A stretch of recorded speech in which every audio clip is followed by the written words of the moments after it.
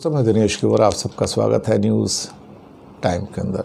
आज बहुत बड़ी एक रिपोर्ट आई है CBR की, जो कहती है कि पूरी दुनिया की जो इकॉनमी है 2022 के अंदर $100 ट्रिलियन की हो जाएगी। इंडिया इस टाइम करीब करीब $3 ट्रिलियन की इकॉनमी है, तो $100 ट्रिलियन टोटल है। उसमें से करीब 15-16 ट्रिलियन तो चाइना के हैं और करीब करीब $25 ट्रिलियन जो है वो आपका क्या कहते हैं अमेरिका का है। तो 25 और 15 $40 ट्रिलियन तो दो ही कंट्री ले जाते हैं, बाकी बचे 60। अब 60 के अंदर $5 ट्रिलियन जापान रहता है, तो बाकी बचे 55। और उसके बाद फ्रांस, ब्रिटेन और क्या कहते हैं कि जर्मनी को जोड़ दें तो उसके अंदर कम से कम 10-12 और चले जाते हैं, तो बाकी बचे 45। यानी कि दुनिया के अगर टॉप के 6-7 कंट्री छोड़ दिए जाए तो बाकी ये 6-7 कंट्री की इकॉनमी हाफ से ज़्यादा है, 55-60% तक है। और बाकी सारी दुनिया के 200 मुल्क जो है करीब करीब या 195 कंट्री हैं, वो सारे के सारे आलमोस्ट 45-50% तक की उनकी 45% उनके साथ रह जाता है। अब ये कह रहे हैं कि अगले साल जो है इंडिया जो है वो 6ठी पोजीशन में है और फ्रांस को ये आगे पीछे करेगा। फिर कहते हैं और कुछ दिनों में ये ब्रिटेन को पीछे कर देगा 2023 में, और फिर कहते हैं 2030 तक 3rd नंबर पे आ जाएगा। ये फिगर्स दरअसल सही भी अगर हैं कि 2030 तक चलो हम सबसे बड़ी 3rd इकॉनमी हो जाएंगे, अमेरिका और चाइना के बाद इंडिया बन जाएगा।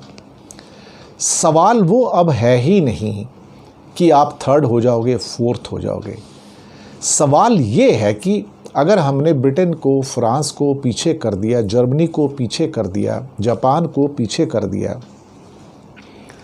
तो क्या उससे हमारे आम आदमी की जो माली हालत है, जो इकोनॉमिक कंडीशन है, उसमें कुछ सुधार आएगा क्या?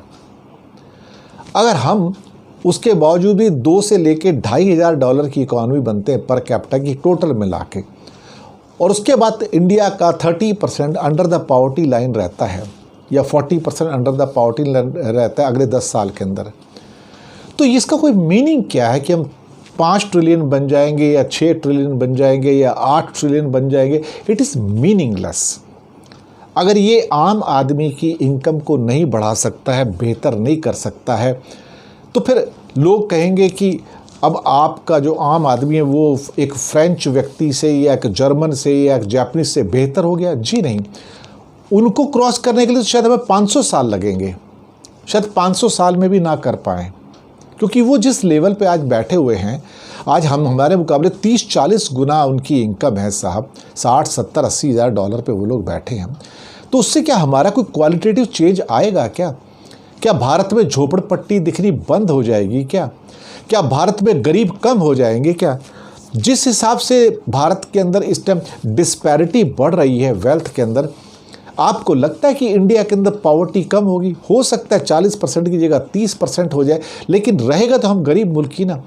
जो मुल्क अपने लोगों को 2 वक्त की रोटी मुहैया नहीं करा पाएगा 2025-2030 तक, तो फिर वो 2nd बन जाए या 3rd बन जाए या 4th बन जाए, उसका कुछ मीनिंग है क्या? It's meaningless. आप पढ़िए, रिपोर्ट पढ़िए, खुश हो जाइए, लेकिन जब पॉकेट के अंदर देखेंगे आपको कुछ नहीं मिलेगा। शुक्रिया।